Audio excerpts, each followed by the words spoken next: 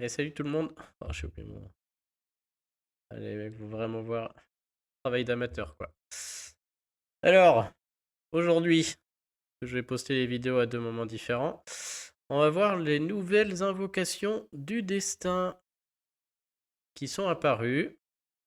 Alors, il y a une chose bien, et c'est bien la seule, c'est qu'ils ont gardé l'endroit où on était dans la barre. Alors, ça aurait été incroyable qu'ils nous repassent à zéro, mais ils sont capables de tout. Et on a un petit timer aussi. Ça, c'est cool. Donc ça, on va dire, c'est deux bons aspects. C'est vraiment sympa. Et le mauvais aspect, c'est qu'il n'y a aucun effort dans la sélection de héros. On en a même un qui revient, avec, comme on l'avait vu, la règle, que des héros saison 1 en haut, que des anciens HOTM en ligne 2. Bien sûr, Mickey n'est pas là, bien sûr, les costumes ne sont pas là. Que les héros Atlantis en ligne 3 et que des héros saison 3 en ligne 4. Alors moi je suis très déçu parce que c'est un moyen d'avoir des héros entre guillemets garantis. L'autre d'avant on a eu Tarlac, l'écureuil, enfin Skadi, il y avait des super choses.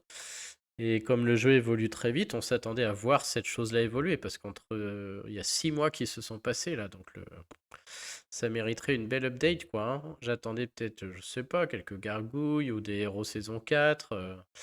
Mais là non, hein, il reste sur les anciens et du coup ça fait des héros encore plus dépassés quoi, hein.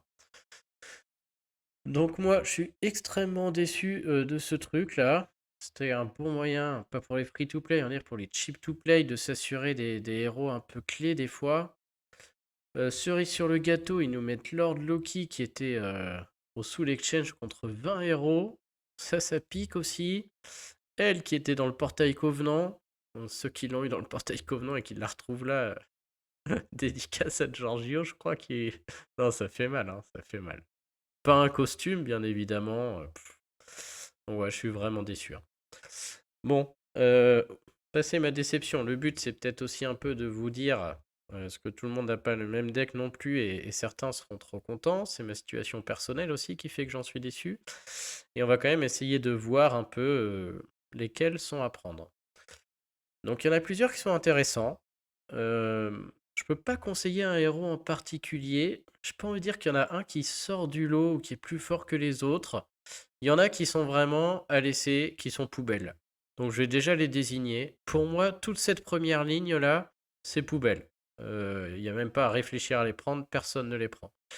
Sur la deuxième ligne, j'ai envie de mettre Raphaël quand même poubelle. Même si vous n'avez pas de soigneur 5 étoiles, c'est un héros qui est lent, des stats d'un ancien temps. Bien sûr, enroué, mais franchement, j'irais pas le conseiller, hein. Non, vraiment, je suis d'avis de le mettre aussi à la poubelle. Peut-être tout le monde sera pas d'accord, mais non. Dans la ligne 3, on va éliminer Mokar, qui est vraiment très peu utile. Qui est un héros qui pourrait être marrant, mais là, non, c'est vraiment nul. On va éliminer aussi Misandra, même si c'est un héros rapide, là. En rapide, elle fait 300 à une cible, les chances que ça. Bon, on va peut-être pas l'éliminer, mais. Je dirais elle est nulle, mais ils sont tous tellement nuls que bon. On va pas encore l'éliminer, on va dire. On va dire j'élimine la première ligne, j'élimine Raphaël, franchement, j'élimine Mokar. Et après, on va dire que derrière, je pense que ce trio central là de la saison 2, Inari, Missandra, Atomos, sont moins bons que le reste, enfin moins d'utilité générale, j'ai envie de dire. Les autres, je peux comprendre, les trois là, c'est dur. On peut noter aussi qu'il y a une grosse différence de puissance. La ligne du bas, la saison 3, là, ça doit être des héros voilà, à 788. Et je pense que. Ah non, même pas. Ouais, non, la puissance n'avait pas encore décuplé, donc ouais, c'est tous des héros qui sont un peu faiblards. Ils sont tous faiblards en fait. Tous des 788, 785. Vous voyez le HOTM qui est à 812 là. Bon, allez, trêve de plaisanterie. Qu'est-ce qui est utile là-dedans? Les options. On a deux héros anti-sbires qui sont quand même. Qui s'imposent, je trouve. Et on a aussi le trio là, qui est très très fort, hein. Lord Loki, que vous voyez jouer souvent, qui est super cool à jouer déjà. Donc on va aller regarder. Donc deux anti-sbires. On a Bera, que je pourrais envisager, qui est quand même très sympa. Donc c'est un héros qui en tank, je pense sur des petites alliances, est très très fort, très pénible, hein, sorte de Cavazir. Elle fait des sbires rapidement, les sbires tapent, et le dégât de poison, mine de rien, fait très mal. Et quand elle meurt, elle baisse du mana, elle est moine, et du coup ça en fait un très bon tank. Alors bien sûr, si maintenant il y a beaucoup d'anti-sbires, et il y a Skadi qui la rendent un peu nulle à ce niveau, mais sur certaines alliances, ça peut faire le taf.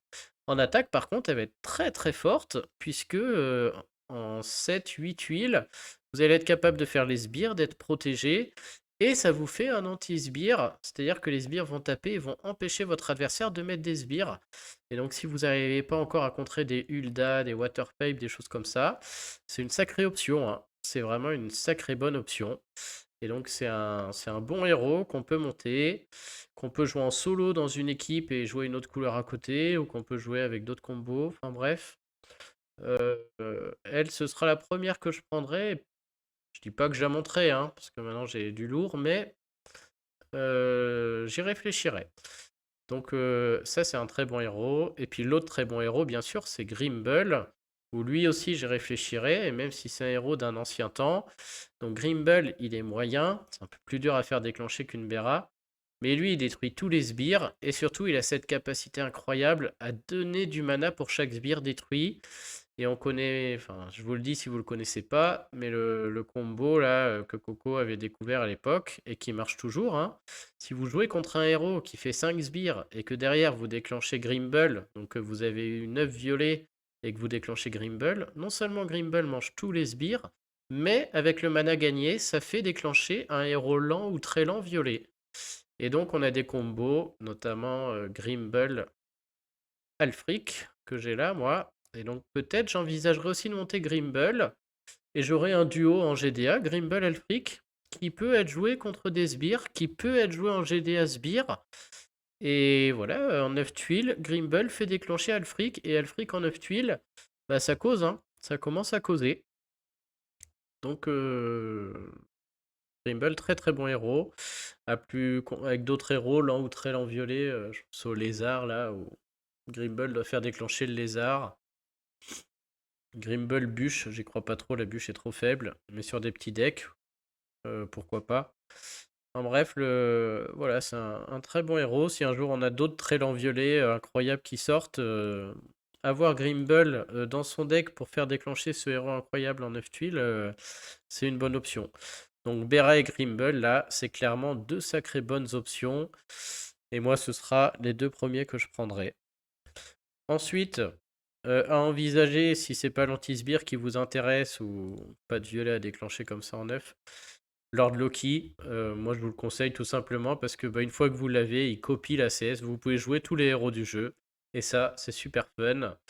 Et donc c'est un héros très versatile, en ruée il est incroyable en attaque, il peut jouer tout seul, il va copier l'Alfric et tout. Et donc pour cet aspect, moi je suis déçu parce que je l'ai pris, mais en vrai, si j'avais pas pris Seigneur Loki, je serais ravi du Soul Exchange juste pour lui, hein. Je me jetterai dessus et je serais trop content de pouvoir le jouer.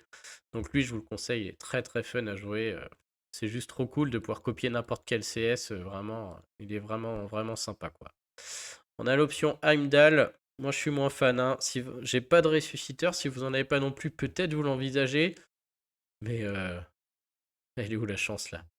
20% quoi. 20% de chance de revenir à la vie. Et votre Heimdall, vous allez pester parce qu'il marche jamais quoi, hein. Il marche jamais, hein. Donc moi, même si j'en ai pas, je préfère encore mettre Gramps en GDA que d'aller le monter pour ça. Donc je comprends que certains l'envisagent, mais ça reste un héros lent. Après, voilà, avec un Brontes par exemple, ça peut déclencher en 9 tuiles. Et sur des petits decks, ça peut faire des combos sympas comme ça. On joue en 3-2 avec 2 verts. Si tout le monde meurt, la partie n'est pas perdue. Heimdall est là, quoi.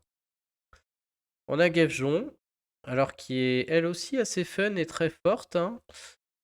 Puisque là, c'est quand même un héros rapide rouge sniper qui tape fort et qui vole les sbires. Donc, sûr que voler un sbire d'Ulda ou de Waterpipe, etc., ça peut être sympa. Maintenant, on l'aime un peu moins parce qu'il y a déjà un costume. On aimerait le costume, mais quand même, ça reste un excellent héros, je pense. Vous n'avez pas eu le HOTM de janvier, par exemple. Et donc, voilà. Il y en a d'autres qui sont bien, mais là, je pense vraiment que Grimble, Bera, Loki et Gevjon, ça peut être les choix qui s'imposent ici, je trouve. Autre choix qui peut s'imposer un peu juste en dessous peut-être, c'est parce qu'il y a son costume. Mais Sif peut être un très bon héros, et notamment si vous avez Professeur Linderbrock, puisqu'on a un duo Sif-Linderbrock ou en 9 tuiles jaunes. Et bah c'est incroyable, puisque du coup on a un énorme soin et le renvoi, et n'importe quelle équipe vient s'empaler sur le renvoi de Sif là. Et donc ça fait un très bon combo, elle booste génération de mana des deux copains. Et il me semble, oui c'est pas il me semble, je suis sûr, si vous mettez Linderbrock à côté de Sif, Linderbrock se fait booster sa génération de mana pendant 4 tours et elle va redéclencher en 9 tuiles, même si. Parce qu'au début, elle commence avec un peu de mana déjà, Linderbrock, donc elle fait 9 tuiles, mais après, avec la génération de Sif, elle refait 9 quoi. Bref, très bon combo. Et je pense que Sif reste un bon héros, notamment dans les méta actuels avec des héros qui tapent tout le monde là. Donc chez nous, on va dire qu'à notre niveau, c'est un peu lent. Et puis sans le costume, elle est un peu faiblarde.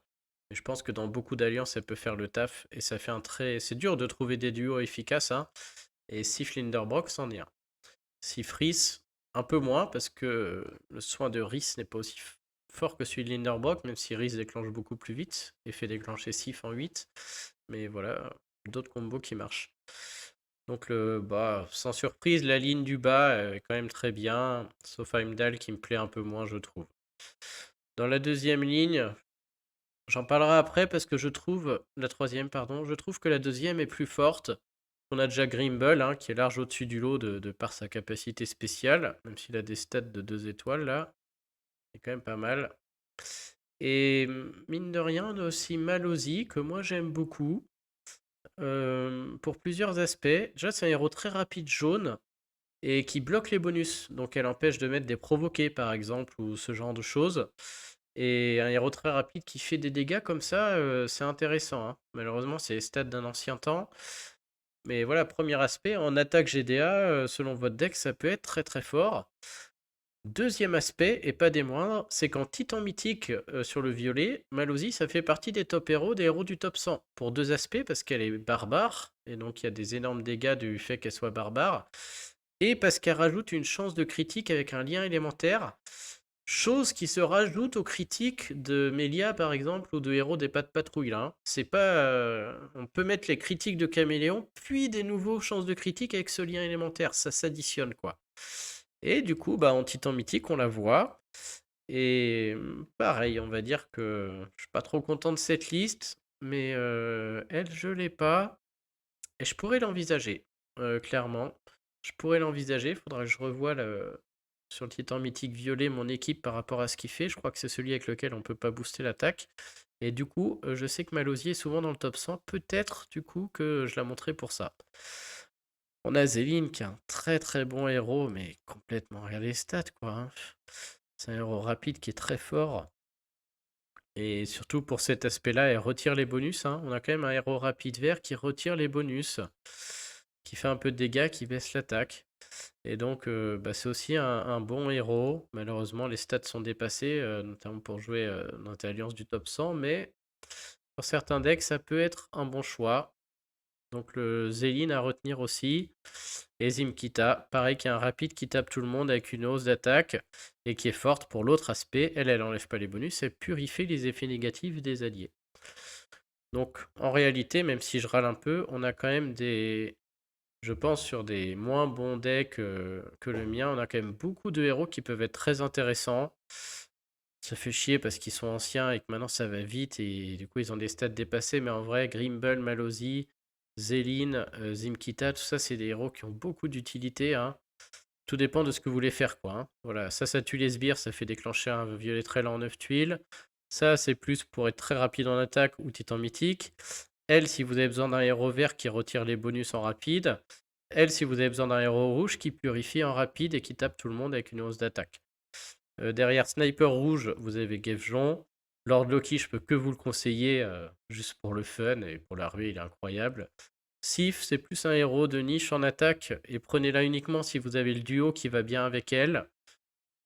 Et Bera peut être un très très bon héros, hein. Vraiment un très très bon héros d'attaque. Et sur des petites alliances, essayez, hein. Tout le monde met du Bera tank. En face, il n'y aura pas 15 000 anti-sbires pendant longtemps, hein. Donc ça va être très fort. Ça va être très fort. Donc tout ça est très bien. Je vous rappelle que je vous conseille de choisir un héros que vous pouvez monter, que vous pouvez emblémer à fond, et éventuellement que vous pouvez breaker, puisqu'aujourd'hui sinon c'est quasi injouable, hein. Donc si ça peut aider dans votre choix. Et derrière, on va dire du même niveau que tous ceux que je viens de citer, il y a peut-être Mitsuko, encore, on avait déjà parlé, hein. Un héros moyen qui baisse le mana et qui renvoie le bleu, c'est très sympa en attaque. Donc ça peut être sympa. Tout le reste, désolé, mais je trouve que c'est un cran au-dessus, hein. Je ne sais pas trop les commenter, mais le Inari, c'est un héros moyen. Il y a une chance d'esquive, mais on n'est pas sûr qu'elle le fasse. Elle fait des sbires, mais qui sont un peu dégueulasses. En défense, c'est la porte ouverte à l'escalier ou autre. Ouais, je suis vraiment pas fan. En attaque, je sais pas ce que ça vaut, mais. Inari, par contre, énorme stat d'attaque, hein. C'est un des héros avec la plus grosse stat d'attaque du jeu. Mais du coup, elle fait un truc un peu défensif et. Ouais, elle attaque aussi tout le monde, mais bon. En moyen, faire 180% à tout le monde, c'est dérisoire. Et derrière, c'est une chips. Je suis pas fan. Missandra, pareil. Bon, je l'aime pas. Elle fait pas assez de dégâts, je trouve. Maintenant, sur le papier, on a quand même un héros rapide qui peut ressusciter, qui tape à 310 une cible. Peut-être que certains, ça leur fera plaisir pour faire des combos en bleu. Mais voilà, les chances des coups supplémentaires sont légers. Le gain de mana est sympa, bien entendu, mais je suis quand même pas très fan. Et Atomos, on l'a commenté il y a une semaine. Non, hein. Non, non. Non. Et puis la saison à la haut, non plus. Voilà, pour cette nouvelle invocation du destin, donc qui reste jusqu'à la fin des temps, là, ça va être très long. Mais bon, s'il continue comme ça évoluera jamais. Et donc, au prochain coup, il y aura Mickey. Il y aura sûrement Mickey qu'on peut espérer. Que des anciens HOTM bleus, il va en rester quelques-uns, mais au bout d'un moment, Mickey va tomber. Donc ça, ce sera cool.